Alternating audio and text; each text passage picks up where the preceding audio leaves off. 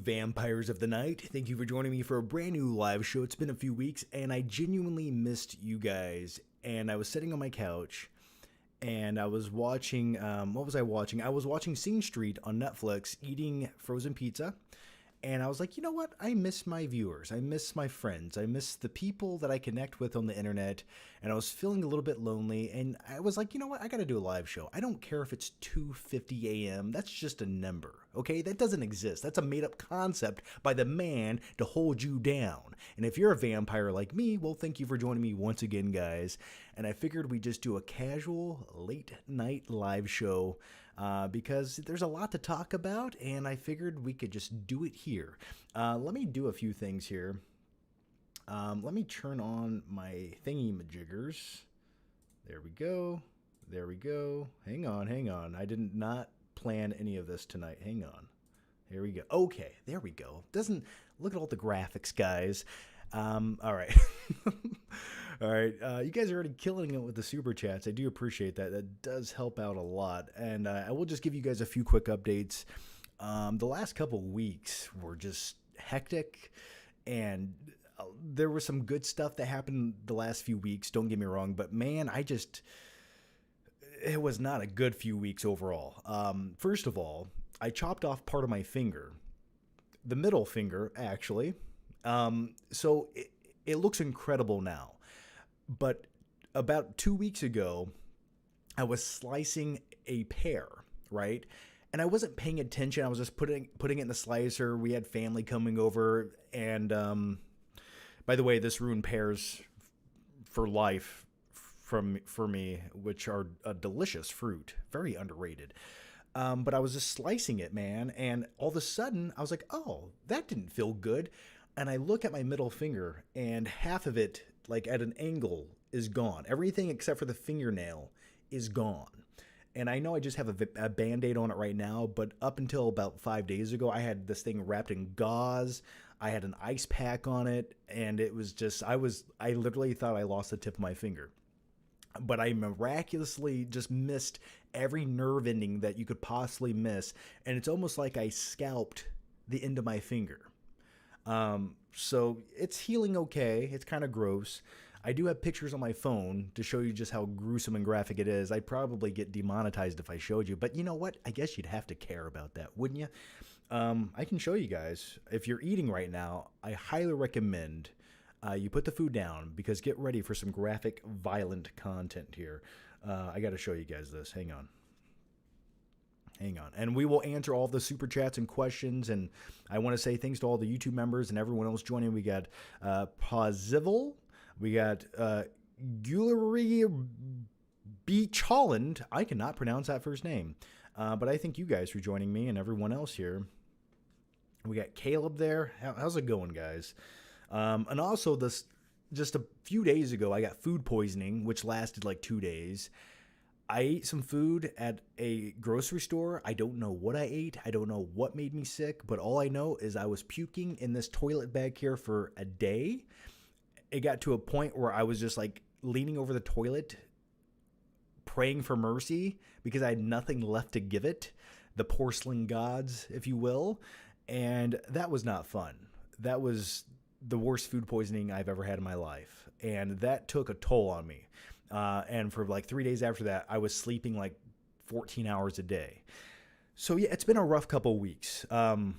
So that's why I haven't been making videos. But let me find this disgusting picture of my finger, because I know you guys want to see this shit, and I gotta show it to you. Hang on, I'm looking for it here. Shit.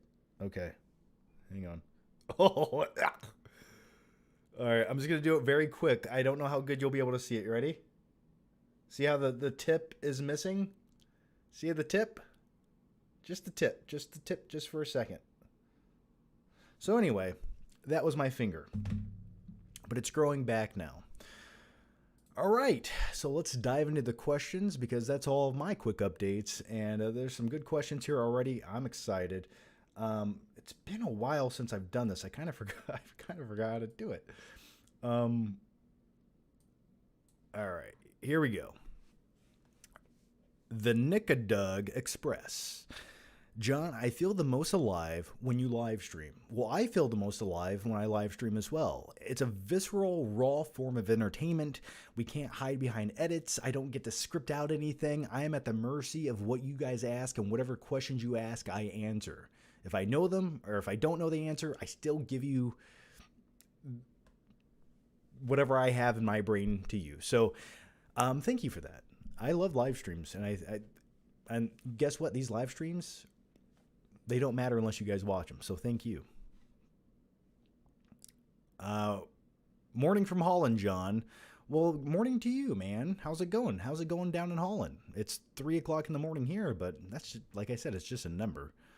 Hey, John, thoughts on the latest Last of Us series from Parzival? Well, with all of that said, very quickly, I will answer that question, but I first need to open this. I have not had a caffeinated beverage in about 4 days since my illness because I just didn't think my stomach was ready for it. But when you're doing a late night live stream, you need the nectar of the gods.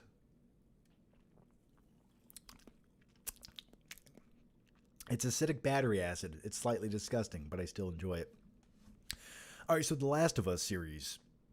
Now, I never really dived into the game. I played the game maybe a total of 3 or 4 hours over the course of my life, very casually. And I will say the Last of Us series was exactly what I was needing. It's exactly what I was craving because I was waiting for a good series. You know, we've had many great series last year, but if you can give me anything that I'm truly craving deep down inside for a series, it's a post-apocalyptic series, right? Now, The Walking Dead, many, many years ago, it sort of gave me that, and then it turned into a very terribly written soap opera. But The Last of Us, I'm on board. I'm digging it. Pedro Pascal, love it. I really liked the hour and a half opening episode, which in itself could have been a movie. And I like it. I think it's focusing on the characters and the emotion and not so much the heavy-handed action, and that's fine by me, you know. So I'm a fan of it. I enjoy it, and like I said, I never really dived into the games. I know the general outline of the story of the games. I know the outcome and the ending, but at the same time, I don't think that affects the series or the enjoyment of it. You know, I'm along for the journey, along for the ride. So I like it. I like the way it was filmed, and I like how it didn't feel overly produced. It felt real. It felt like you were in the environment when they're in their pickup truck escaping people and there's explosions. It just felt like you were in the situation. It didn't feel like this over stylized, over budgeted production. And I think that's the best compliment I can give this. It just feels visceral. It feels real. So I love the Last of Us series so far, and it's going to be my new go-to every Sunday night, and I'm looking forward to that. I like that they're sparsing out the episodes on a weekly basis. I enjoy things like that. And don't get me wrong, the millennial inside of me wants to binge that shit in one day. But then when you do that, you feel instantly empty inside. But sparsing it out, one episode a week, it gives you something to look forward to. You can digest each episode. You can have a discussion about it. And if I were making a series, that's exactly what I would do, because it's so easy to have some great episodes overshadowed by the big season finale, and that's what everyone focuses on when you have a series all released at once. So I like this formula. Call me old school, but I'm into it. So, all right, let's keep going here. The next one comes from, by the way, Matthew Garcia. Welcome to Don't Get Scared Now. Thank you for becoming a member, man. Thank you for that. And feel free to chime in the chat anytime. It's 3:50 p.m. here in Malaysia. Well, I guess every once in a while it's nice to do a late night live stream, because a lot of my viewers who live on other parts of the planet get to watch live. So that's why, that's another benefit of being a vampire and staying up till 3 o'clock in the morning and talking on the internet like a crazy guy. And we got 150 something people in here right now. So there you go. All right, we got one here. Hang on. Where are we at? Okay.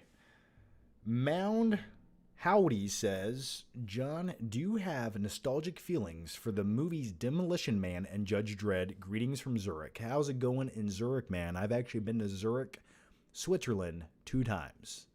It's a cool place. Very clean city, except everything closes early, and I went to a McDonald's there, and a hamburger cost like $12. Either way, nice people.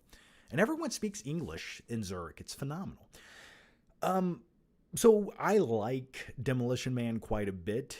I think, if anything, it's actually aged very gracefully to where some of the humor that would have fallen flat in the 90s now is even more enjoyable. Like, the last remaining restaurant is Taco Bell. And that's a funnier joke in 2023 than it was in 1993 when the movie came out, 94. So I like Demolition Man. I've never loved it. Judge Dredd, I've seen a handful of times. There's some iconic scenes in there, such as, I am the law.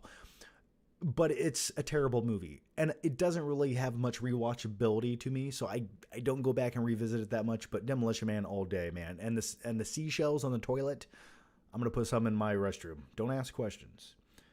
Akai Nai, how's it going, man?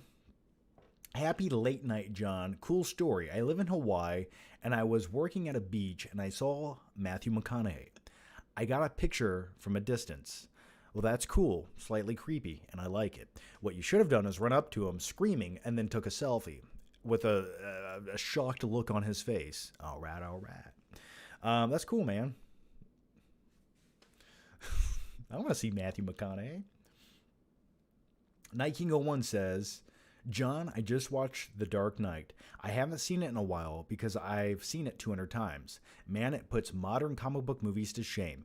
It really, really does. You know, when you watch something like The Dark Knight, it goes beyond just a comic book movie, right? It feels like this real, big-scale, epic crime drama movie taking place in this city called Gotham. And there just happens to be a dude who's a billionaire and a playboy and a philanthropist, but also a ninja, and he has the latest tech gadgets and a strong will to save his city. And he's a fan of theatricality and symbolism. We can call that guy Batman. And he happens to live in this city where all this crime is taking place, and he has a master plan to fix it. Yeah, man. The more and more I watch The Dark Knight over the years, and I know it's like beating a dead horse, which is a weird saying, nevertheless. I appreciate it more every time I watch it because it's just like, I need more comic book movies to give me this sense of depth. You know, don't get me wrong. I like watching some Marvel movies, but at the end of the day, they just don't have that vitality to them. They don't have this visceral, tactile touch to them that makes you feel something. So, yeah, I'm all about it, man. I could go watch that shit right now. Alberto Celis says, Hey, John, I own a few movies that I've only watched once since I bought them, but I refuse to sell them every time one of them... I'm sorry, hang on, I'm adjusting my monitor here. I refuse to sell them as every one of them have a story and a reason on why they were bought. Thoughts? Alberto, you are a man after my own heart, okay? I agree. That's why I own all these movies back here on my shelf. That's why I watch only probably 10% of them. But having them on my shelf makes me feel better about who I am and what I'm doing. And the thing is, I agree with you because each one of those movies, I can almost recall, not all of them, but a majority of them, of when I bought it, why I bought it, and the memory that went into buying it. So they're all just little memories on my shelf. And don't get me wrong, some of those movies back there, I don't watch that often, but there's something, not even about the purchase of the movie and the experience of buying it, but there's something about the movie itself that reminds me of something else in life. Like, oh, this one character reminds me of my friend I knew in 5th grade. You know, something stupid like that. But yeah, that's the way I look at movies. That's why I collect them, you know? Netflix can't take my movies away, and if they try, I will meet them at my front door with a shotgun, okay? You can't have them. You can't have them, all right? Physical media is here forever until my discs start rotting and they will no longer play, or somehow a large EMP impacts Earth and we don't have electricity anymore. But then again, I'm sure I could find a generator and watch my movies. Either way, but that's why I have them on my shelf. So I agree, man. Mr. Rationale, John, please be honest. Have you ever taken steroids? I've never taken steroids, man. Now, would I be opposed to taking TRT if I had low testosterone? No, I would not. I don't consider that a steroid. Would I be opposed to taking every single supplement that I could get my hands on that you can purchase over the counter or on the internet at 3 o'clock in the morning from China? Probably not. But at the same time, I just didn't need them. And the truth is, I always got that comment. And the thing is, when I was at my biggest, when I was at my most buff, right, I weighed probably 12 to 13 more pounds than I weigh right now. That's the truth. And that's when I was working out 6 days a week. I was eating, I was training, I had a proper diet. I was highly focused. The gym was my life. It was an addiction. So I think people think I was like 300 pounds of pure muscle. I wasn't. I looked big, yes, but a lot of it was like an illusion. So adding 12 more pounds of muscle onto what I have now and losing a little bit of body fat, I would more or less be as big as I was in like 2015. If I really wanted to do it and you gave me like a solid 8 to 12 months to do it and I cared enough to do it, I could do it again right now. I really think I could do it easier. And I think if I did it again, I could look better than I did. Because back then I was just, dude, I was taking caffeine. I was taking creatine. I was taking every supplement under the sun. And I just did not feel good. Like looking back on some of those videos, I felt like puffy. I was like, what is happening there? I was like inflamed. So yeah, anyway. The next one comes from Joseph Knowles. Favorite scene in Die Hard with a Vengeance. It's so well paced and it's hilarious. Could you make the first scene with Samuel L. Jackson today in Harlem? Oh man, the sign that Bruce Willis's character has to wear out in public. Whew. I don't know if you could, but that's the brilliance of that movie being made back in 1996, 7? Was it 96 or 7?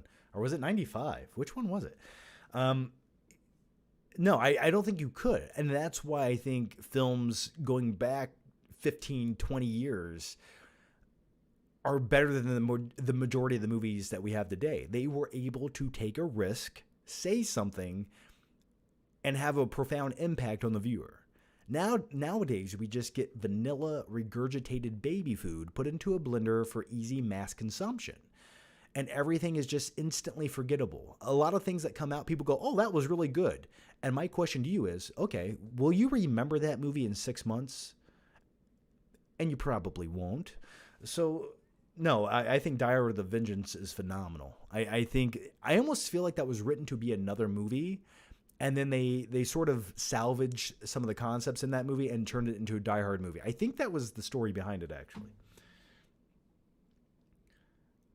Matthew Garcia says, what newer movie star is going to shine in 2023? I don't know if she's newer, but Jenna Ortega probably is going to have a very successful career going forward, especially after the viral success of Wednesday and her dance sequence. How's it go? Like this? Some bullshit like that. I'm so tired of seeing that on TikTok. So yeah, I would say her. I'm sure there's a few other actors.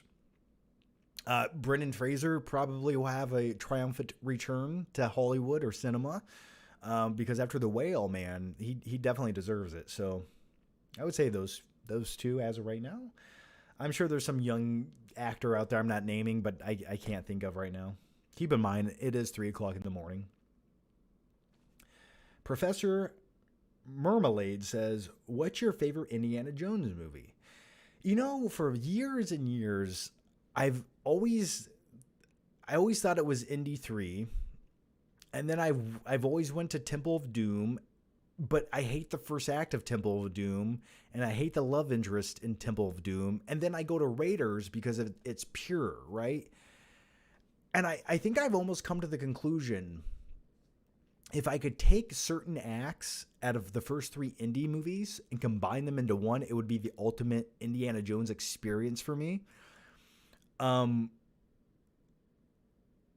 like if you could just start with the third act of Temple of Doom, because that is a prequel movie, and then jump into Raiders, and then have like a finale with Indy and his dad and the Cup of Christ. Like I think that would be the ultimate Indiana Jones movie. It's like to separate it into three different huge chapters. So really, it's almost hard. I'm hard pressed to pick one because I watched Indy 3, like maybe a couple years ago, and a lot of it I was like, wow, I don't remember this movie being this slow, especially like in the second act of the movie. So I don't know. I really don't have a definite answer for you. I'm hoping the new one's good though. Destiny of Dial. Hopefully it's good, but I can for certainty say what my least favorite Indiana Jones movie is, and that's Kingdom of the Crystal Shit Skull. All right. The next one, someone said Austin Butler. Yeah, Austin Butler's okay, but I wasn't a big fan of Elvis like most people were. I don't know how he won the award for like best performance or whatever he did. I mean, you're playing a character that's already existed. So I have trouble like getting behind that. And plus Austin Butler has like this fake voice he does now. Yeah, I always talk like this now because I played Elvis for 2 years, so now I talk like this. So now I don't sound like a 20-something-year-old boy. I sound like an old man. Like, it's some kind of weird thing he's doing to get... I don't know what he's doing with that. I just can't watch him doing his fake bullshit voice. The next one comes from...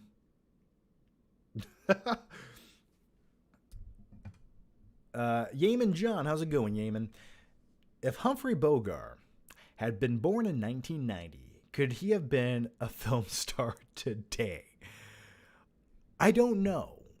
That is a great question. There's a lot of older actors, and you think, wow, would they make it in Hollywood today? With their would they have... Clearly, they wouldn't have that transatlantic what are you doing over there, huh? Transatlantic accent. And some of them, some older stars had a very, like, some of them were beautiful and handsome by definition, but some of them had kind of a bizarre look to them. So it makes you wonder if they would be cast in movies today, So every 10 years, Hollywood changes what they want. They want a certain look this year, and the next year that look is no longer relevant. So I don't know. That's like... It's tough to say, isn't it? It's almost like some of the greatest directors of all time. Could they get into the business today if they wanted to? With all that talent, could they succeed, right? I don't know. I would like to think so, though.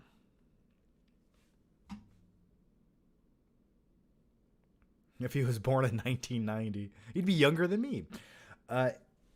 NRML Design says, "What's up, John? I don't know if anyone ever asked you this before, but is YouTube your main source of income, and do you have a full-time job aside from this?" No, I just do YouTube. Just YouTube, man. And I know what people think. It's like, you think to make it on YouTube, you got to crank out 23 videos a day. But the truth is, work smart, don't work hard.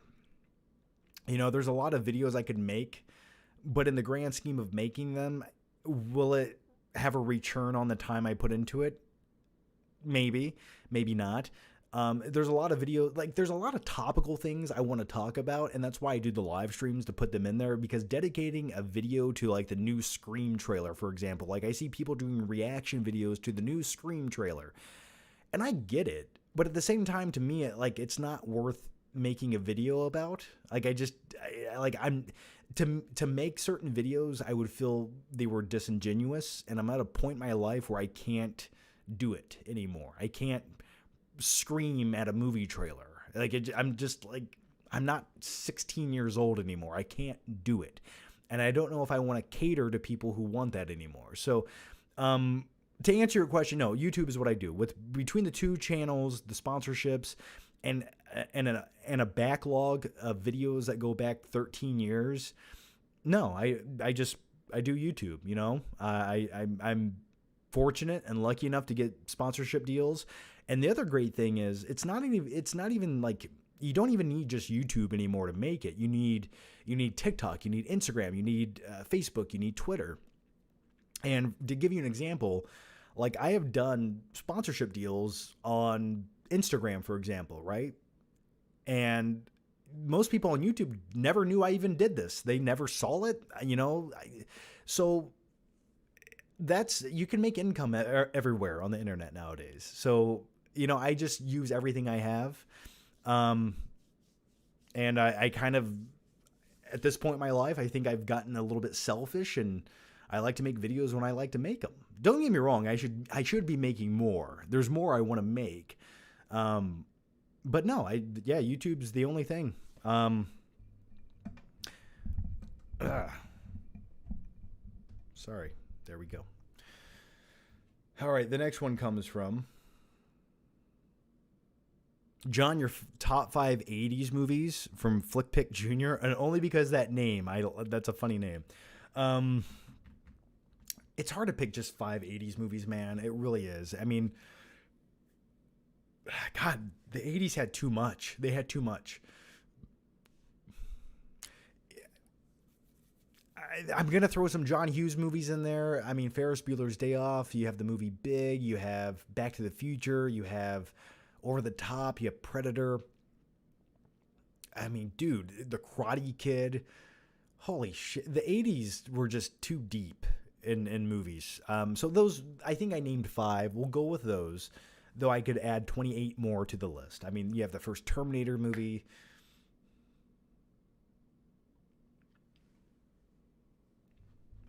The next one comes from Big Man Zach. And thanks for the super. And by the way, thank you guys for the super chats. You guys are too generous. Thank you guys so much. And by the way, thank you. They do mean a lot because I had a big house issue with some water flooding under my foundation that we found out about yesterday, which sent me into a midlife crisis. So they will help to fix that. I rewatched T2 Judgment Day for the first time in like 10 years. I forgot how haunting the T-1000 death is. What's a movie you rewatched recently that you forgot how brilliant it was?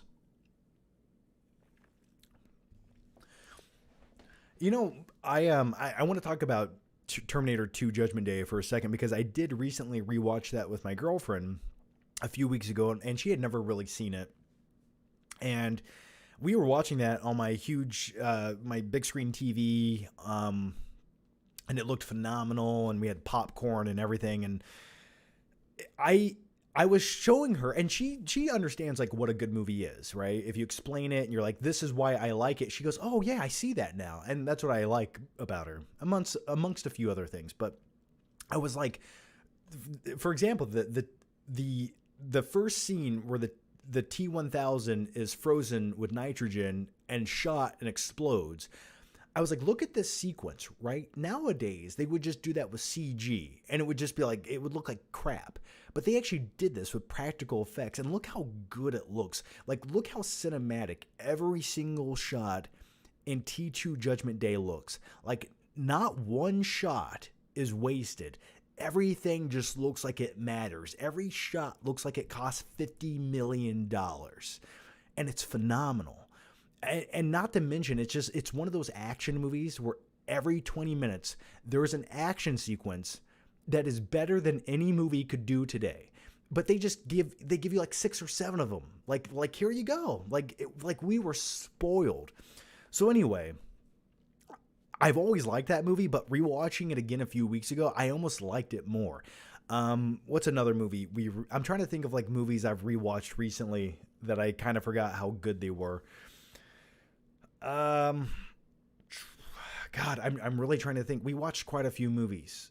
Okay. I rewatched Top Gun Maverick because I wanted to solidify my top 10 list, which I assure you is coming this January. Because there's nothing else to talk about. Why not just put them out in late January? But anyway, I rewatched Top Gun Maverick, which will have a very prominent placement in my top 10 list. But I liked the movie more the second time I watched it. Like, it was like I was on the edge of my seat watching Tom Cruise fly that fucking jet. And I kept saying this. I was like, that's the fucking man right there. That is a man, and he's flying a jet. When he's in the cockpit going like this, trying to make the trench run in a certain amount of time, and he's pulling like so many G forces, and he's like, I'm just like, this is intense. So I much more enjoyed it the second time around and appreciated all the small details to it. And the fact that they're actually flying jets, I'm just like, thank you. Like, I'm so glad that movie had the success it did, because that means Hollywood will be like, oh, people want to see real things? Okay, let's give them real things. So that's another one I recently watched and I really enjoyed. The 50% Doctor Who podcast. Hey, love from Perth, Australia. Any tips on heartbreak? Been there, done that multiple times, my good man. I will tell you this. Life goes on. It will go on. And sometimes it will go on to the point where you will be grateful that you had that heartbreak, because now you'll discover what true happiness is. Sometimes in life, you never enjoy the highs unless you've lived through the lows. And I've been through the lows. I have a pattern in my life. It goes zoop, whoop, zoop, zoop, zoop.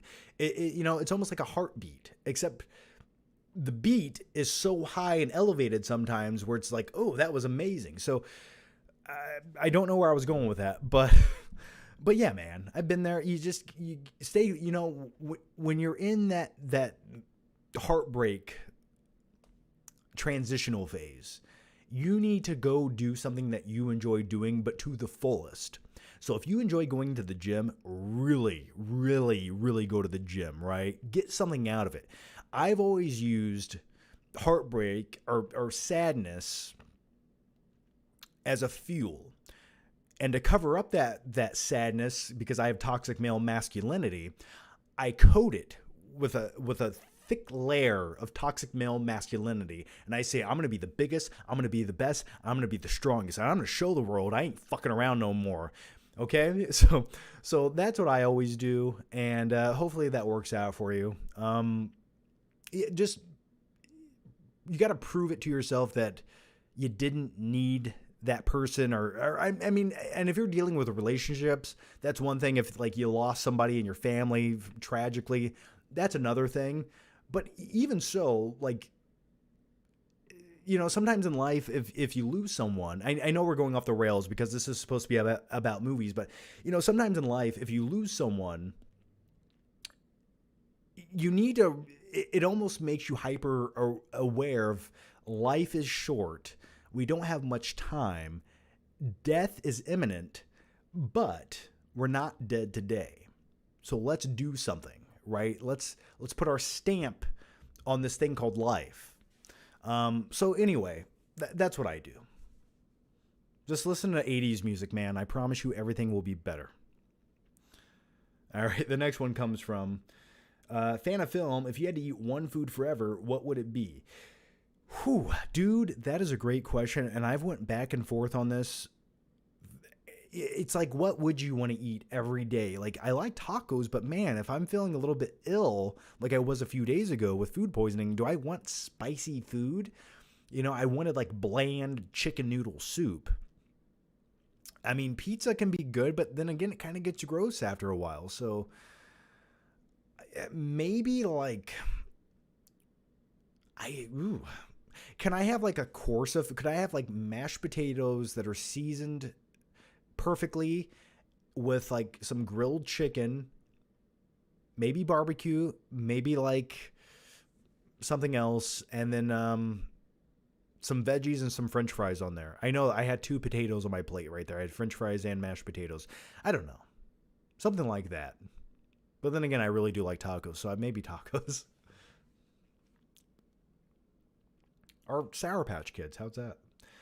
Gabe K says, I love my Flicky Picky. What are your thoughts on Jerry Maguire and the Before trilogy? I don't know what the Before trilogy is. What is the, am I dumb? What is the Before trilogy? Jerry Maguire, I've only seen once, and it's a weird movie. Like, we're supposed to care a lot about Jerry Maguire, and I don't when I watch it. Is that should I care more about him and his character? Because I have no empathy for him or anything he's doing or his life that he's living. And everyone in the movie Jerry Maguire, I don't really care about. I don't know what it is. I've seen the movie like once, and that's what I got from it. Don't ask me any more details. I can't recall. I just remember thinking, I feel nothing for anyone in this movie. It's like a bizarre movie.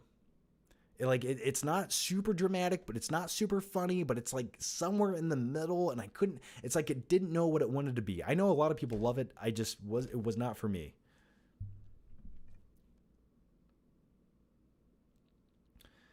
The next one comes from 1901. You getting infernal I'm sorry. Infernal Affairs? Is it Infernal Affairs or Internal Affairs? You have an F in there. I don't know. On Blu-ray, the film that The Departed remade, a lot of it was shot for shot Departed, but it's better and a trilogy.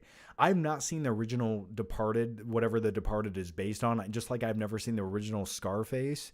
I've never seen it, so would I probably buy it on Blu-ray? I would say no. I don't see rewatching it that often to buy a physical copy of it, but I don't know. I've never seen it.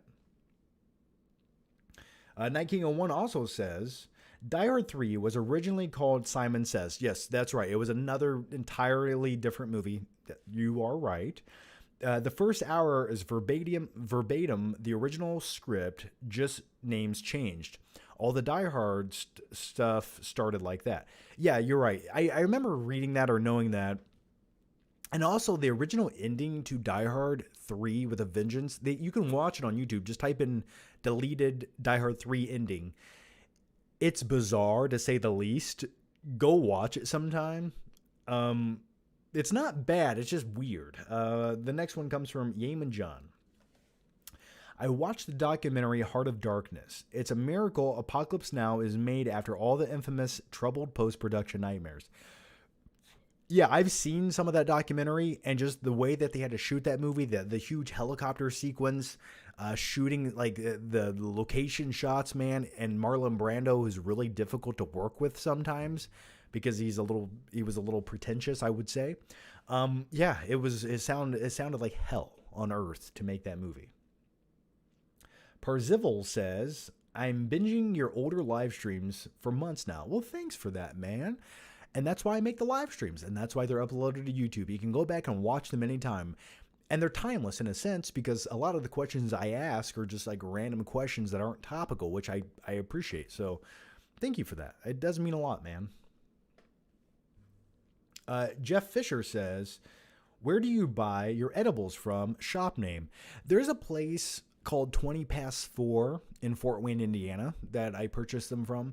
There's also another place. It's on the other side of town in like a shopping center, and it's owned by like a dude.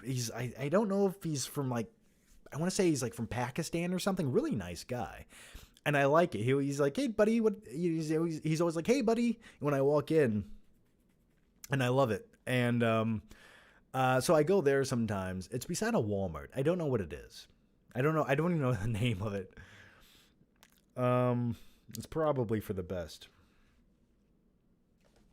Joseph Knowles says, do you like Galaxy Quest? Tim Allen is crusty.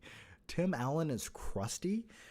I like Galaxy Quest. I've seen it 3 or 4 times throughout my life. I enjoy it. You know, I like that it's a satire film on Star Trek, and it's fun. And Sigourney Weaver never looked hotter than in Galaxy Quest. There, I said it. But then again, she looked okay as an Avatar in the first Avatar movie too. So it's getting weird now. All right, let's keep going. Yeaman John says, do you consider Michael Corleone from The Godfather a hero or a villain? I am all about how the ends justify the means. And I can understand there are some characters in movies who are terrible people, but they do one good thing in life. So I'm still out on that one. It's been a long time since I've seen The Godfather, but someone brought up an interesting topic the other day where I read some comments on like old videos I made from like 8-9 years ago. And I mentioned how I enjoyed Taxi Driver because the character of Travis Bickle was a vigilante and a badass, and I was behind his character. And they're like, I think John missed the point of Travis Bickle. And I was like, no, I don't think I did, because I think a lot of films are open to interpretation, right? So some people watch Travis Bickle and think he's a delusional, crazy guy losing his mind, where he has assumed that he is the hero in his story. But if you look at it from a third-person perspective, he's truly messed up in the head. But let's not negate the fact that at the end of the film, he does save a 12-year-old girl's life from being essentially like a sex slave, you know? So that one good deed, in my opinion, justifies him as being a hero. And that's how I look at it. So does that answer your question? Matthew Garcia says, I have 5 movies I watch the most. Nightcrawler. Are you just saying that because I love it? But I'll believe you. All right, Nightcrawler, The Martian, The Founder, and The Warriors, Rocky IV. What are your 4 most rewatchable movies, man? My girlfriend loves The Martian as well. And I always say, if you want a movie about a character stuck in one location and solitude, I would rather watch Castaway, personally. But if I had to pick, I'm going to go with Nightcrawler. I would probably go with T2 Judgment Day. I would go with Gladiator. I would probably go with... what else would I go with? I mean, Home Alone never gets old around the holiday season, but I'm thinking for an all-year-round movie. I'm trying to think of something else. I watch Troy quite a bit because I love epic time period movies, and movies like Batman or the Dark Knight. Those are some of my most rewatched movies of all time. I'm sure there's like 5 or 6 others I could tack in there. But also I really love The Warriors too. Anytime it's on, I will stop and watch it. Film Punch says, are you going to check out that 90s show? That's a great question. And I've seen some people say they really enjoy it, and I could barely get through the trailer of it. I'm like, oh, this looks like every checklist for Hollywood in 2022. It just doesn't feel like the 90s to me. It feels like 2022. I know it's 2023 right now, but it was made in 2022. It just feels like they're trying so hard to capitalize on the original that it just feels like this bastardized, soulless version of it. And keep in mind, I'm basing this on the trailer, but the fact that the trailer itself for the show, like, I lost interest 30 seconds into it. I don't know how I'm going to feel about watching it. I'll watch the first few episodes in a day or two when I get really bored. But I have a feeling it's going to be one of those things where you watch in the background or when you're eating food, when you don't know what else to watch, and it's just like mind-numbing entertainment. So I'll give it a watch. But then again, I didn't love the 70s show either. Like, I liked things about it, but I was never a diehard fan of it. The next one comes from, and thank you guys for all the questions. I did not expect this many people and this many questions at 3:30 in the morning. And we have 255 people watching right now, which I literally thought it was going to be me and 2 other dudes on this live show tonight. But you guys surprised me, and for that, I thank you guys.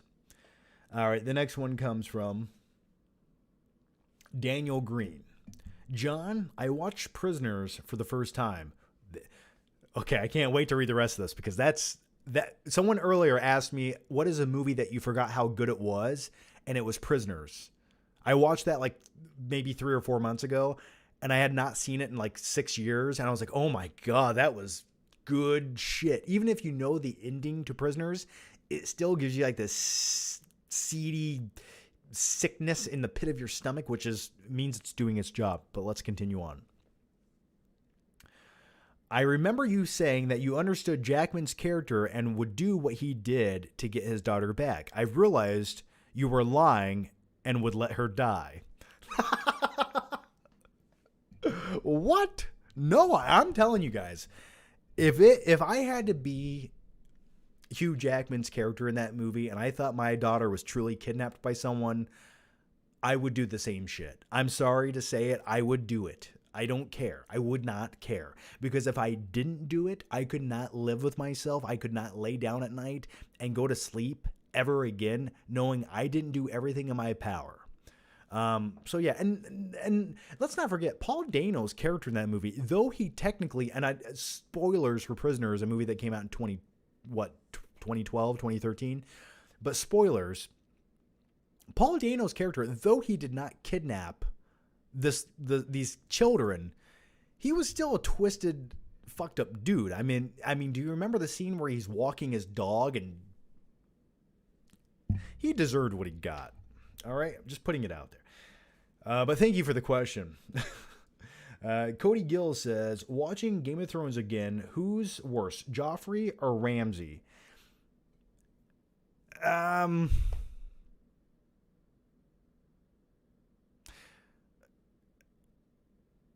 That's a great question. I would probably rather... Ramsay really violated only a few people. Joffrey violated a lot of people, if you really think about the casualties in that one. I mean, Ramsay did torture... What did he call his character? What did he call him? Not Ick. Reek. He did torture Reek, but he deserved it. That was his redemption. That was his price he had to pay to be redeemed as a character. So he got what he deserved. So I would say almost Joffrey was worse. I would say Joffrey in that one. But it's a toss-up. I enjoyed watching Joffrey more, though. I will say that. I think he was the better character. And, dude, Game of Thrones. So good. So good. That's why I can go back every couple of years and rewatch it. YJ Jericho 2J Juniors. That's a crazy name. I think I just had a stroke reading it, but let's continue on. The Sonic films and the new Last of Us show broke the video game adaptation curse. Games like Fallout / God of War / are getting a show. Mario movie coming. You hopeful for these to be great as well? I am, man. And, The Last of Us as a series, or even if you just made the first episode of a movie and said, this is the Last of Us movie, I think it would be one of the best video game movies ever made. But it's just an episode, right? I think Hollywood is figuring out what made these games great, and they're actually telling a story rather than just trying to make video game cutscenes. So yes, in a way, there is hope for the video game movie genre.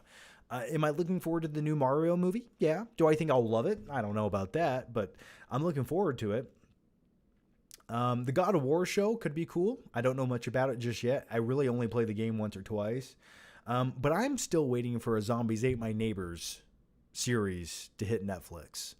That in itself could be a phenomenal, fun, dark humor series. And if you made it take place in the early 1990s during a post-apocalyptic zombie takeover, think about it could be like Stranger Things meets, I don't know, The Last of Us or Walking Dead. It could be those things. So that's what I've been waiting for a very long time. So I think there's hope.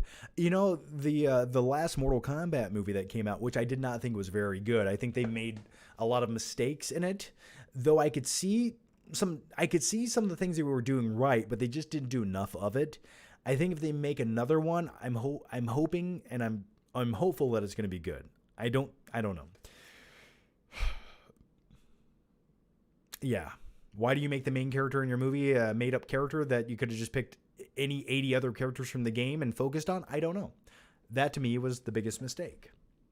The fact that they did that just shows me that whoever wrote that shouldn't be writing it. And thanks for the question. Night King 01 says the original ending to Die Hard 3 is superior.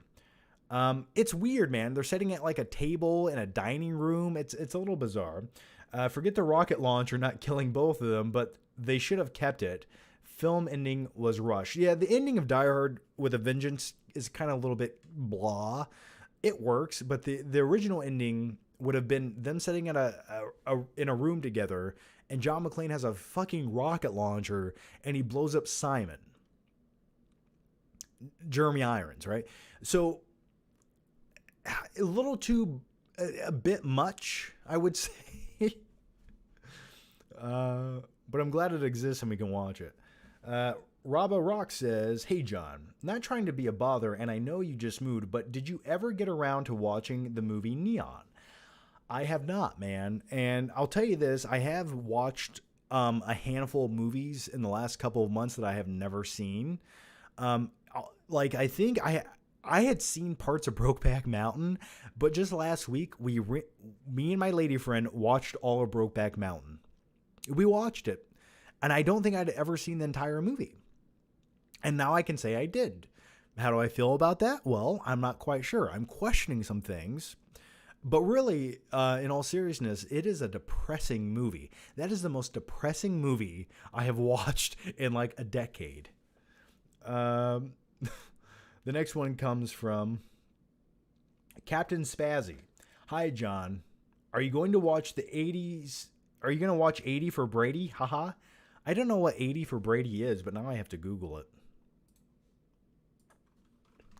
80 for Brady. 80 for Brady. Four best friends live life to the fullest when they embark on a wild trip to see their hero, Tom Brady. Oh, God. This is a real thing. I don't know. Probably not. I'm not a big Tom Brady fan. Maybe it's good. I don't know. Maybe? I don't know. Joseph Noel says, do you think Gangs of New York is badly paced?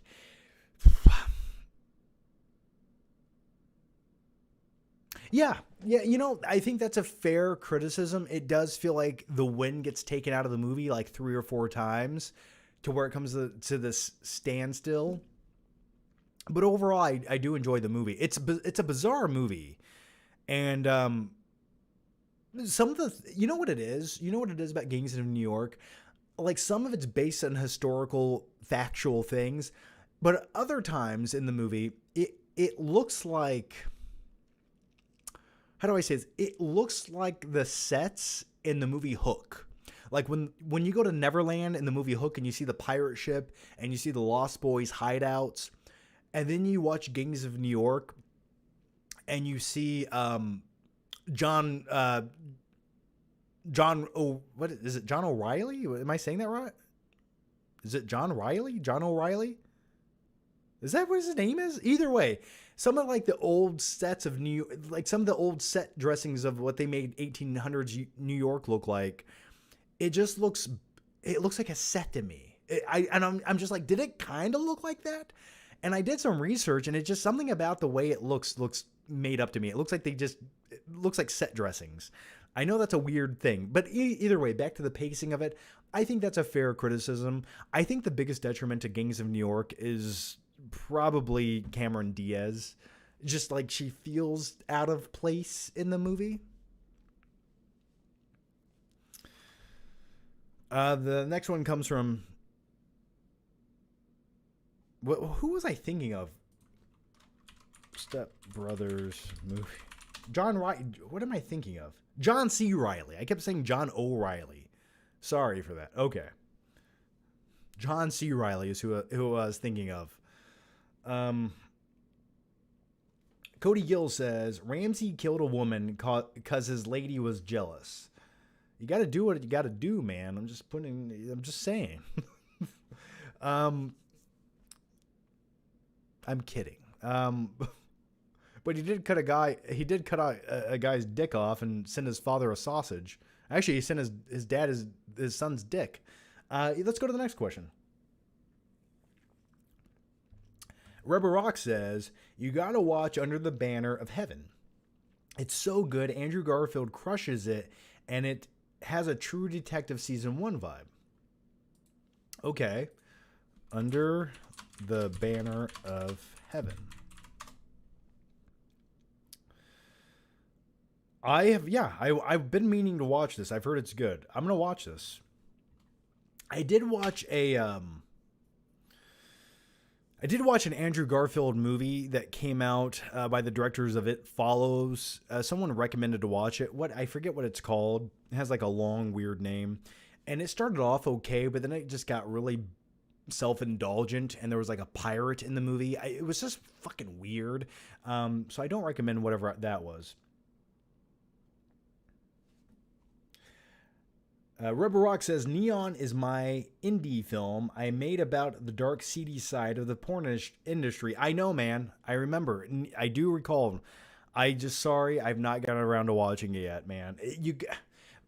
Listen, in all fairness, everything you just said, I got to be in the right time and place to watch a documentary about the dark side of the porn industry. And don't get me wrong, maybe I'll go watch it right now. It's on Amazon?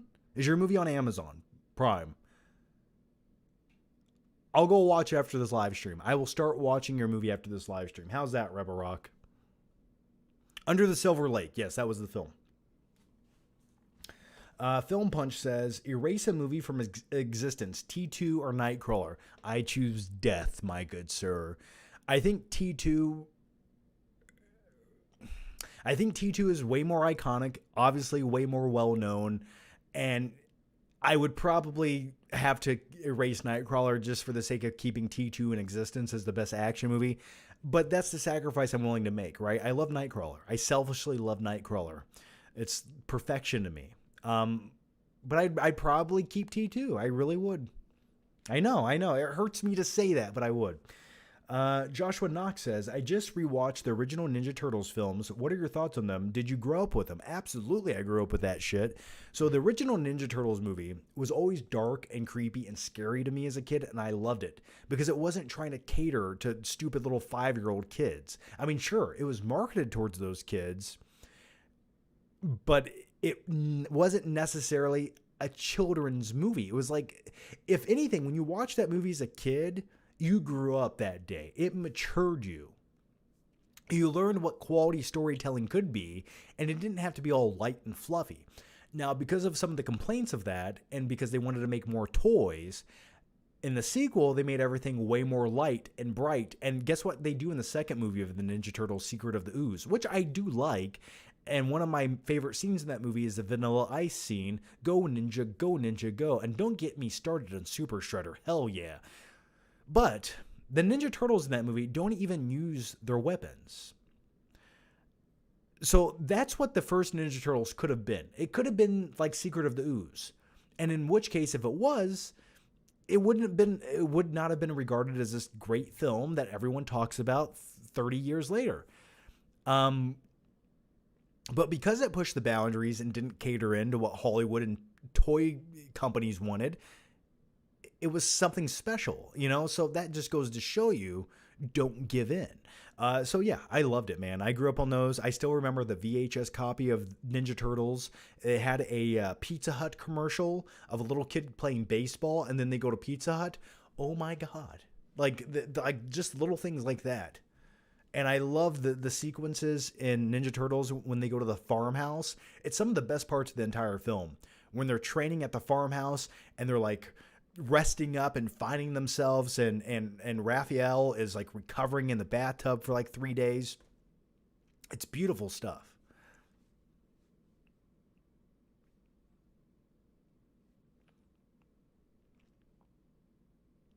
The next one comes from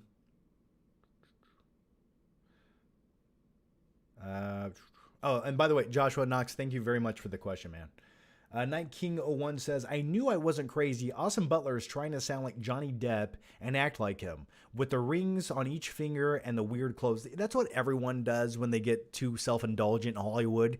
They become like this weird, kooky person because they think that's what makes them interesting. Like they think it gives them mystique.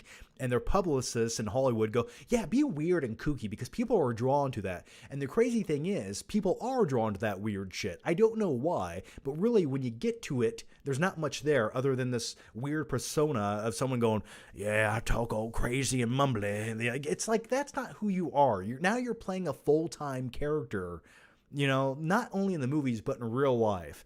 And it disgusts me. All right. So let's go to the next question because you're getting me worked up here. Yeah, I hate when actors start talking weird because now they're stars. Like, what are you fucking doing? Stop it. Just stop it. Wake up.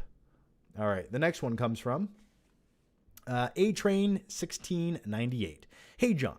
I just saw Reservoir Dogs for the first time and enjoyed it. Mr. Blonde scenes were my favorite. What do you think of the film? I love me some Reservoir Dogs. One of my favorite scenes in that film is the opening scene at the diner where they're talking about giving a tip, and Mr. Pink doesn't want to give a tip. I love that whole entire sequence. It's phenomenal. And I've heard rumors and rumblings that Tarantino would love to do like a remake of Reservoir Dogs. And at first you think, oh, you could, but the fact that he has an idea for it, I would love to see what it is. The next one comes from Rubber Rock. I honestly feel the problem with the MCU is the amount of characters now. They should just focus on like 5 or 6 core characters and drop the other ones. It feels too crowded and unfocused. Plus, don't get me started on the shitty CGI. Yeah, that's the thing. They have just numbed people to what CGI is, and we're getting to a point where it no longer matters if it's good or great. We'll just be there because CGI to us is just CGI. Like, that's what there's like 2 different versions of CGI. There's photorealistic CGI that's used sparingly in films. Like, for example, the best example would be something like the first Jurassic Park movie. And now you just have green screen movies. Like, you can tell everyone's standing in front of a green screen. We know it. We just accept it. We're just numb to it. We've come to accept less as a society when it comes to cinema. And it's utterly disgusting. It keeps me up at night. But that's okay, because these movies still make billions of dollars. So what do I know? I'm just a guy talking in my room on YouTube, What was the question again? Oh, yeah, it does feel a bit crowded. I do agree. And the thing is, you can crowd up the current phase of the MCU with as many great characters as you can put in it. If they're all great characters that stand out and are memorable and they have something to say and there's something to latch on to with them, or you hate them so much but you're like, you love to hate them, that's good too. But the thing is, when you introduce a whole bunch of bland characters that just feel like secondary characters, but for some odd reason they're supposed to headline their own movies but they can't quite do it, that to me is a problem. And that's what is happening right now with the MCU. Like, they're trying to take these secondary characters who should only be secondary background characters, and now they're giving them spin-off series, solo movies, and it's like these characters don't have that same impact as Steve Rogers did or Tony Stark did. They don't have that. There's not enough there. These are just one-dimensional people you're throwing into your movies and trying to make us care about, but they just don't have enough substance to give. And that's where we're at. And you got to think about it from the MCU. Guess what? They used all their big headline characters. They've used them for the last 12 years. They're out. They're done. Now what do? You go to the JV squad. When the varsity squad is tired, you start picking JV players to play the game. And it's not as good. Like, the game continues, but it's never as good as it was. And that's where we're at with the MCU. Until one day in like 5 years, everything implodes. And then we reboot everything. And then now we have the rights to X-Men. So now we can focus on them. And that's what I think they're going to do. John, what were you like in school? Probably the same now, but when I was younger, maybe a little bit more douchey. But I was always I like to be a class clown, but I got along with everybody, I would say, more or less. The thing is, as a person, I've always been very selective of who I consider friends, and I can read people very well. But, I think sometimes in school people thought maybe I was like the douchebag kid, or like maybe like you would see me and think I was, how do I say it? like I think stereotypes sometimes. I think sometimes you get attached to a stereotype, the way you look or dress. And I might have dressed like a preppy kid in high school, but deep down inside I wasn't, so I don't know. I like to say I was a nice guy in high school. People might have called me an asshole, but I was a nice asshole. So that's how and I feel like I'm the same way now. All right. The next one favorite comic book hero growing up. It's always been Batman. Always and forever. Because that's why I've always enjoyed a sense of grounded realism in everything I watch or do or whatever. When it comes to movies, you can go crazy as you want, but I need just a little tinge of like grounded reality. I just need a speck of believability. And I think growing up, I was the same way. Like the character of Batman, right? He's technically not a superhero, but he is at the same time. You know what I mean? So like I liked that. I've always liked that dynamic in his character. The next one comes from Night King 01. Have you seen the Long Kiss Goodnight? What an underrated movie. I have, with Gina Davis. Samuel L. Jackson's in there, directed or written by Shane Black. Yeah, it's a good action movie. I remember watching it for the first time on HBO as a kid. I haven't seen it in a long time though, but you guys should watch it. It's definitely suspenseful. X7 Productions says, X7. Am I saying that right? All right, here we go. Have you watched the Bureau is Afraid trailer?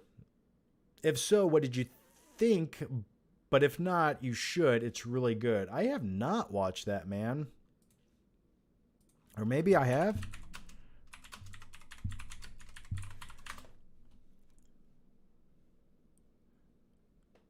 It's an upcoming surrealist comedy horror film directed and produced by Ari Aster. Interesting.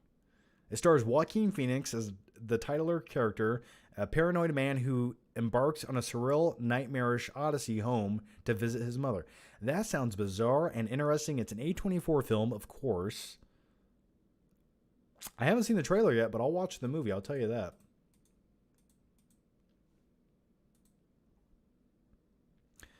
Thoughts on the Brokeback Mountain sequel?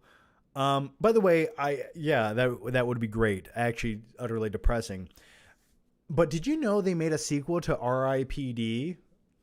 Did you know they did that just recently? It's on like Netflix. You can watch it. I watched the trailer for it and I was like, this is the biggest piece of shit. Why did this get made? I almost wanted to watch it just to talk about it. Y2JJ Jericho he 2J says, thoughts on the DC shows Gotham and Smallville. I never really watched them. I watched maybe one episode of Gotham and it just wasn't for me.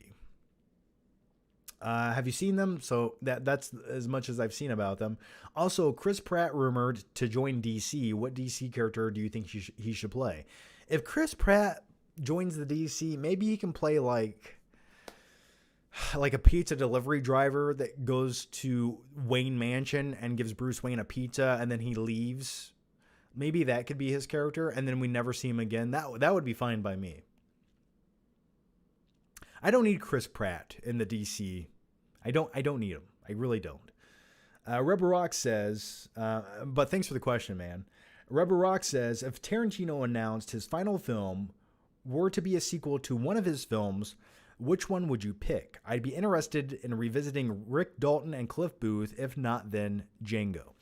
Yeah, so originally he did want to make a sequel to Django with Zorro, but I guess apparently the budget would have been a very expensive movie, so it could never be made. But to me, an epic time period movie on a journey with two awesome characters, that's what I would pick.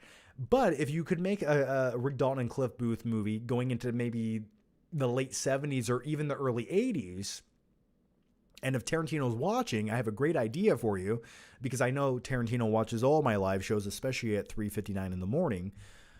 I know Tarantino hates 1980s movies. He thinks it's a low point in cinema. He thinks 1980s movies were just like nonsensical, no substance trash. And he might have a good point.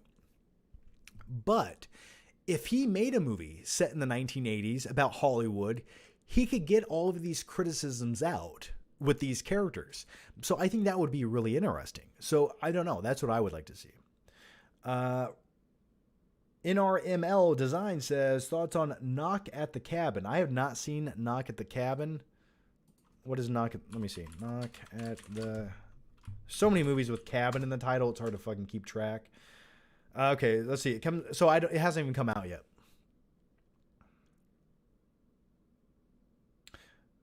It's got an interesting cast here. While vacationing on at a remote cabin in the woods, aren't they all? A young girl and her parents are taken hostage by 4 armed strangers while they make unthinkable choice to avert the apocalypse. Okay. Oh, the M. Night Shyamalan movie. Oh my God. Yeah, I haven't watched a trailer for this. I've actually been trying to avoid it. I'm going to watch it, man. I'll watch it when it comes out. I'll talk about it. I'm going to be honest with you guys. I have been so out of the loop with movies coming out. I've been living in my own universe for like the last 2 months. So I'm sort of at a point where when a movie comes out, I will just enjoy it. Like I can no longer sit there and watch every trailer for it and look up the movie news for it. I just want to just show me the movie when it's out and then I'll enjoy it. You know what I mean? That's where I'm at. Unless of course it's like a new Batman movie, in which case I will look up all the movie trailers and movie news for it. But no, I'm interested. It's either going to be great or terrible from M. Night Shyamalan. Those are the only 2 options we have. Matthew Garcia says, new Roadhouse, who would you pick as Batman Beyond? Okay, the new Roadhouse movie with Jake Gyllenhaal, I'm hoping it's good. I have a feeling it might take itself too serious. That's my biggest fear. But it better go over the top.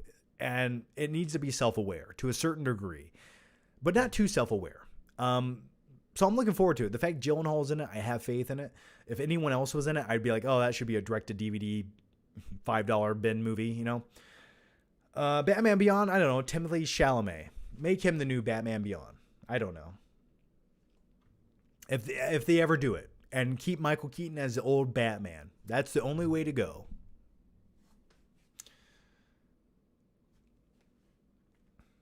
But then again, Timothée Chalamet could be like Nightwing as well. So it's tough.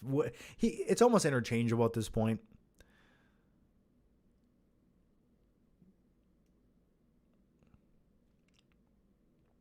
All right, the next one comes from. By the way, guys, I'm gonna answer the next like 3 or 4 questions here, and then wrap up this live show because it is 4 o'clock in the morning, and I am sort of tired now. Talking a lot for like an hour kind of makes me tired. All right, the next one comes from Rubber Rock. Am I alone in thinking Glass Onion wasn't good? It wasn't great, but it was entertaining enough to enjoy. So will it be a timeless classic? Probably not. Was it something to watch for a few hours, and was it one of the better Netflix movies? I would say yes. Either way, they turned Daniel Craig's character into a caricature of his character from the first. I do agree. The characters from the first film were at least entertaining, whereas the new ones were just loathsome. Well, they were all self-indulgent pricks who, at the end, had a story. They had an arc. They became better people, but not really. They're all pieces of shit, and I wish they all blew up on the island and the movie ended. So yes, I do agree with you. I think the better movie that you should watch that in a weird way kind of reminds me of Glass Onion is The Menu. Much better version, like a much better sort of mystery movie that takes place on an island as well, where you have way more entertaining characters, and I think the message is stronger and better. So I would recommend The Menu. Yeah, I do agree with you. Cody Gill says, pitch your dream HBO Max series. Where do I even start with that, man? I like I've said earlier, I said like I had a few ideas for a Zombies Ate My Neighbor series. I had a great idea for a Nightcrawler series. I think that would be very, very phenomenal and thrilling. Those are 2. I mean, do you want me to just make up something? If you want like an original idea, I don't know. I'd have to sit there and think about it. Like how much, you got to give me a budget though. Like, do I have a $50 million budget? Do I have a $500 million budget? Because there's 2 very different routes I can take with that.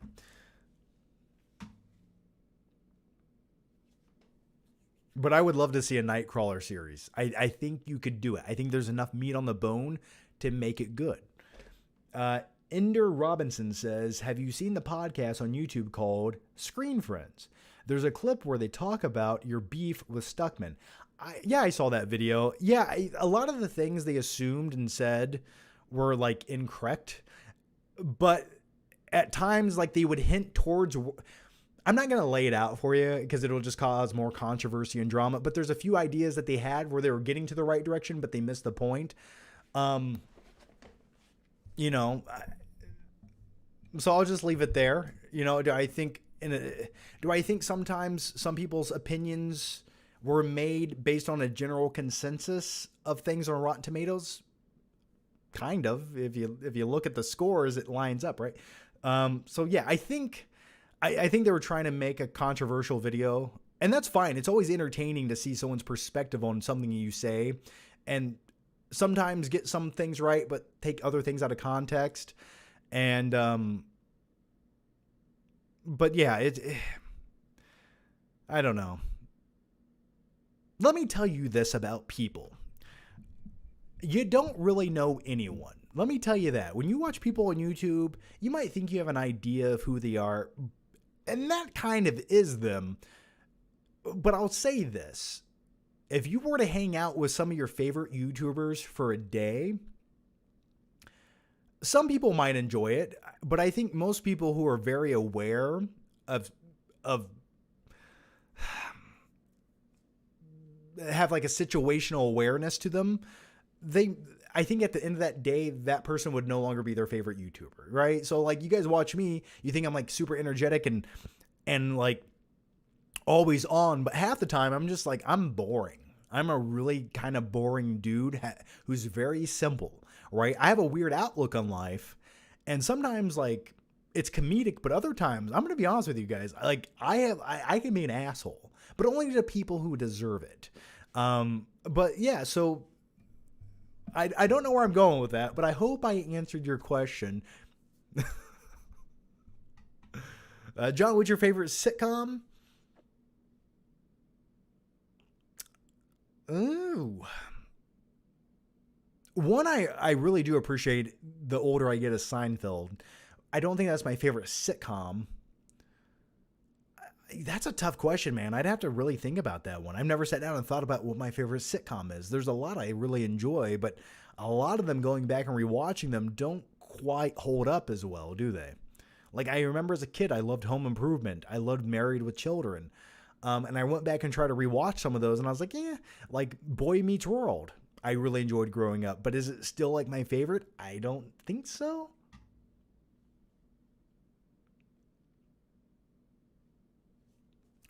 DSP. Oh, you guys watch a DSP? I used to watch him all the time for all the wrong reasons. Most YouTubers are fake. They are.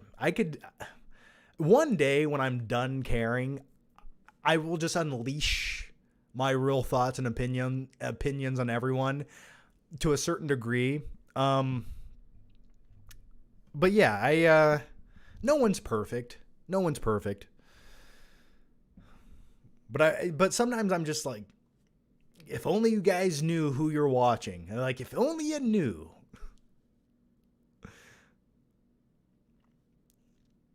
Let's see. The next one comes from, if Cambia can do a daily show, so can you. I think I could do a daily show. It's not hard to talk about the movie news. It's really not, you know. But I'll tell you what is hard, and I'll tell you one thing Campia has that I will never have, is he can genuinely care about every bit of movie news he's discussing. I cannot. I would just be like, yeah, who gives a shit? Let's go to the next topic. Like, to me, the things that he goes on these tirades about, I'm just like who cares? Like the thought of exhausting that many brain cells on certain topics or movies or irrelevant things, I just can't do. I'd rather go outside and pick up sticks in my yard. So that's the difference, right? Or maybe he's really good at pretending that he cares. I don't know. But I would like to, that would be great. I would love to do a daily show where I get to talk about movies and news. And my favorite, you know what I would love if I had like a co-host or two co-hosts to bounce off of, because sometimes just doing it by yourself gets so exhausting. Like it's mentally draining to the point where you start hating your own voice. And I think I've gotten to that point the older I get. That's why I don't make as many videos. I'll keep it real with you. The reason I like the live streams is because I don't have to go back and edit this. And it's not because I'm too lazy to edit something. It's not. It's because I don't want to hear my own fucking voice again. So when I do it live, it's done and it's out there. Now, I do thank you guys for listening to me and looking at my stupid face.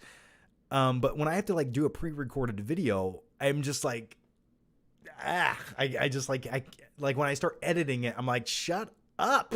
I want to reach into the camera and choke myself. And I'm sure some of you feel the same way right now. But that's okay. That's your right and that's your freedom. John, are there any Mexicans in Ohio? I think there's like two, maybe one or two. I don't know. I live in Indiana now, and I can assure you there's at least 4. The next one comes from... sorry, we went off on a tirade there. Okay, let's get back to the questions here. Joey Ruiz, Lord of the Rings, says, you're going to the electric chair. What's your last meal? I'm eating a ice cream cone. And you can sleep over your favorite movie star's house and reenact the movie. What would it be? I can sleep over at my favorite movie star's house and reenact the movie. Margot Robbie's house, Wolf of Wall Street. The next one comes from... I don't know. Let's just go with, I'm going to go to Ted Levine's house and we're going to reenact the scene down in his basement from Silence of the Lambs. That's what I truly want to do. I'll just hide in his bathtub and he can scream at me to put lotion on my skin.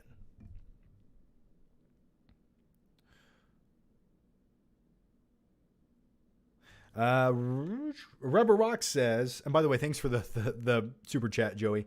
Rubber Rock says, hey, John, can we get a live reaction from you watching the YouTube video John Campier breaks headphones rage for 6 seconds long? It's hilarious, and I'd love to see you react. If you guys want to see that, let me know. Give this live show a like, and I'll watch the video right now. How's that? Let me know. Let me know in the comment section. Do you want me to watch this 6-second clip of John Campia breaking his headphones? Rubber Rock also says, I totally agree with your thoughts on CGI. I watched a BTS video for Wakanda, behind the scenes video for Wakanda Forever, and they CGI'd a beach scene. Just go to the beach, film the fucking scene. It's cheaper than all that CGI and real location will add to the film. It's technically not cheaper, but at the same time, yes, I agree. I'm sure you can find a beach location. Please do it. But that's the look of Marvel movies now. Marvel movies don't look real. They look like everything's shot on a green screen. They have that look to them. Like everything looks artificial and overlit. Okay, I'll watch the John Campia video. How's that? All right. By the way, guys, if you can, give this live show a like. I do appreciate it, and it does help the stupid YouTube algorithm. It's not just to inflate my ego. All right, let's see. John Campia breaks headphones. This should be good. All right, let's see what we got here. Okay, sorry guys. Okay, sorry guys.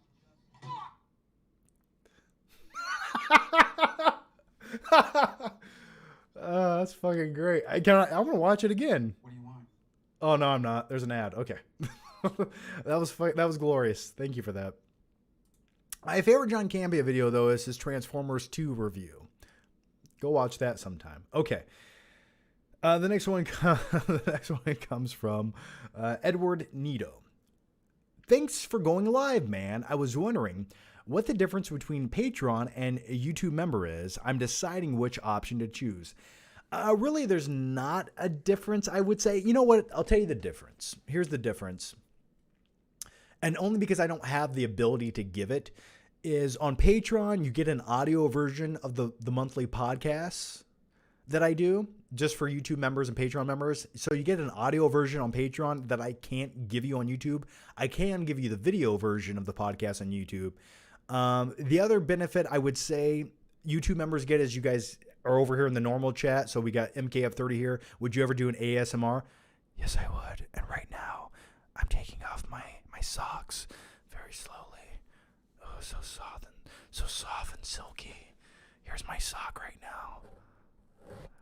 So anyway, I hope you enjoyed that.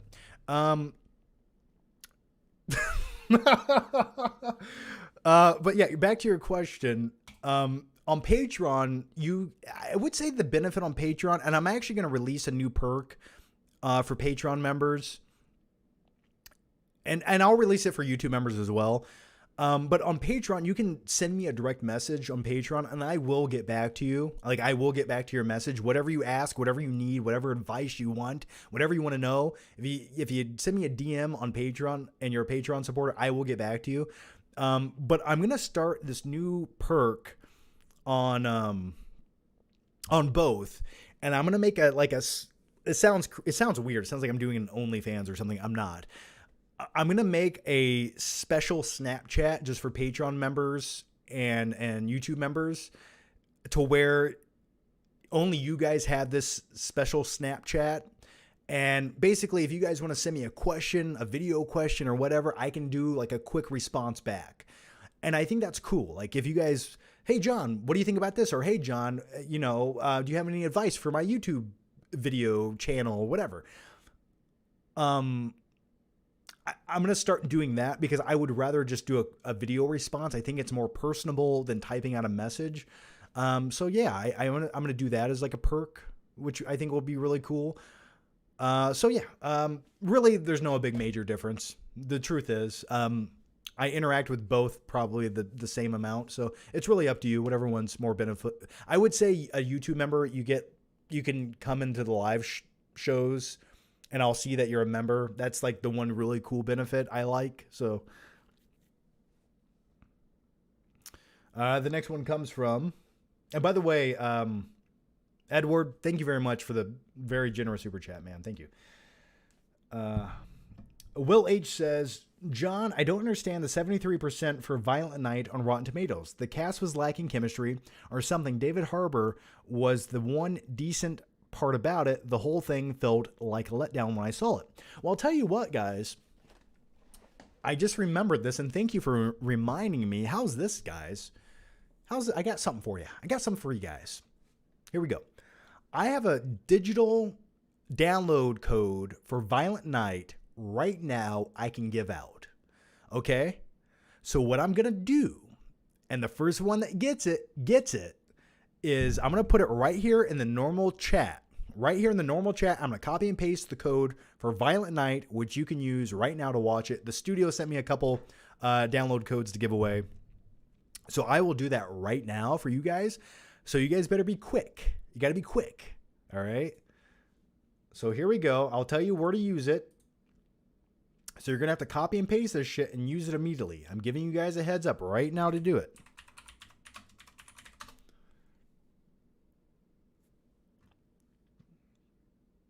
Get ready. Hang on. Okay, here we go. So here's where you have to redeem these codes. Moviesanywhere.com is where you're going to redeem this code. I will not repeat that again. All right. All right. If you want David Harbour being a shitty Santa Claus, you're about to get it in just 2 seconds. Are you ready? Are you ready for the code? I don't think you're ready. I don't think you guys are ready. I don't think you're ready. Okay, you're ready. Here we go. Here's the code. Violent Night. There you go. It's in the chat right there. Take it. Take it. It's yours. Enjoy that. I will be doing another code giveaway on probably Facebook tomorrow. So if you follow the Flickpick page on Facebook, which you should go do right now, because I've been posting like movie news. I post a whole bunch of shit over on Facebook now. Go follow the Flickpick fan page on Facebook. I would appreciate it. And I'll do some giveaways over there.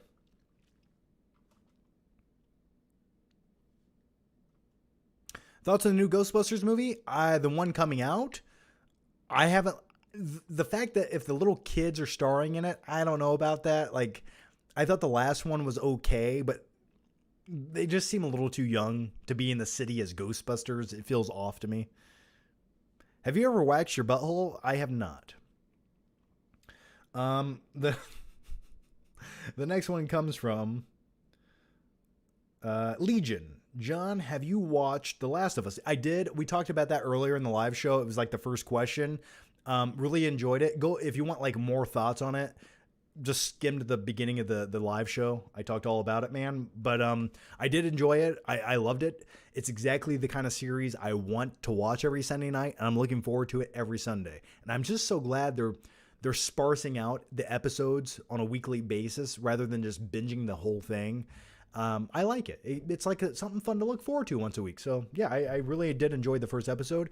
And Pedro Pascal, man, damn good. Like at first I was like, I need Carl Urban in this role. I was like, I want Carl Urban, and I think he would work. But Pedro Pascal, man, he has a thing for protecting small children. You know, who he's like a man who's emotionally unavailable, but he can protect a small child. You know, that's what I love about him. Night King 01 says, John, my boy, when you're doing that movie watch along, I'll do the movie watch along. I will do it. I'm just too stupid to figure out how to right now. But I will do the movie watch along for YouTube members and Patreon members. I'll put out a poll. You guys can pick what movie we watch. Do I look crazy right now? I probably am.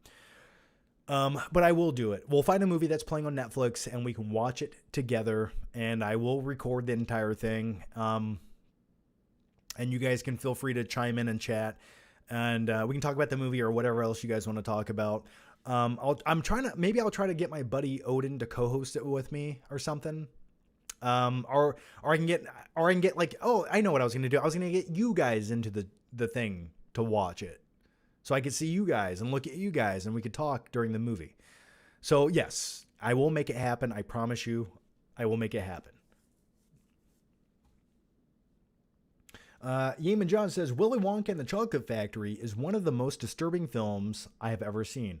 Absolutely. It's crazy, it's bizarre, and I've always wanted an Oompa Loompa. I'll pay them. Willy Wonka didn't pay his Oompa Loompas. I will pay mine.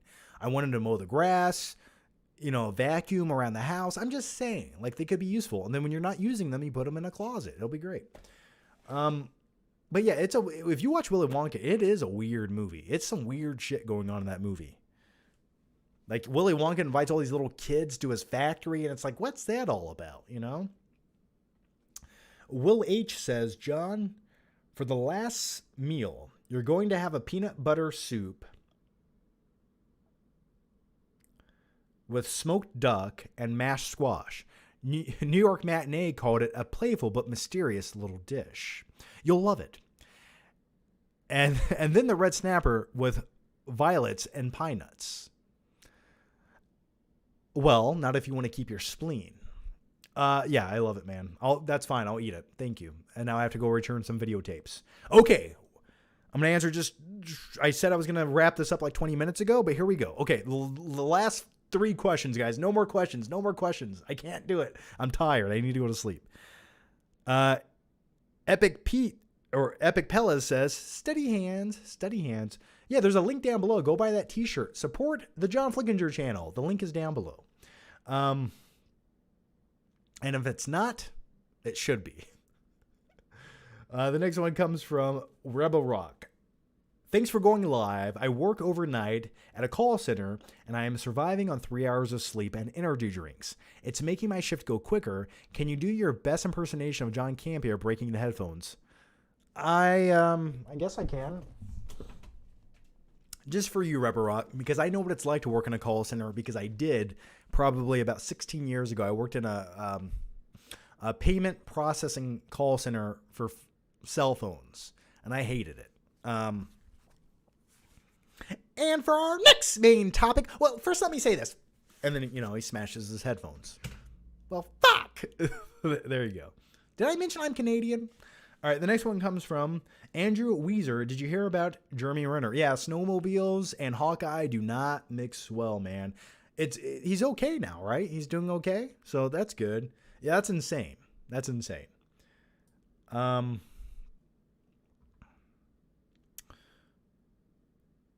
John Connor T2 impression. Promise me you're not gonna kill anyone. There you go. Easy money.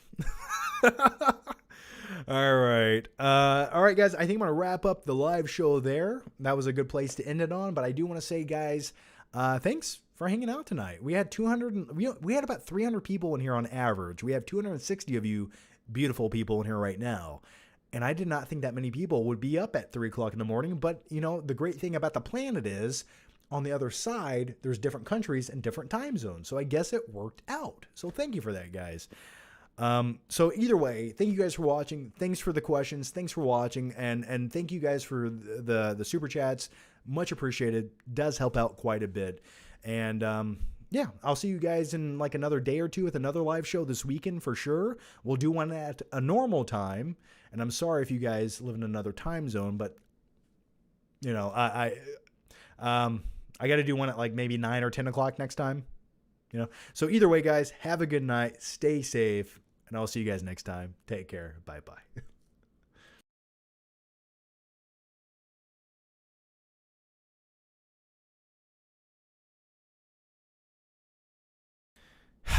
Yeaman John, you came in one last second with a super chat. I told you not to, but here you go. King of Comedy, another disturbing film. It is indeed, and the Joker used a lot of influence from King of Comedy, but nevertheless, it's King of Comedy is one Scorsese film I've only seen once in my life, and it was a very long time ago. But either way, I'm gonna go watch a movie. I don't know what I'm gonna watch, but have a stay. Oh, I'm gonna watch Neon.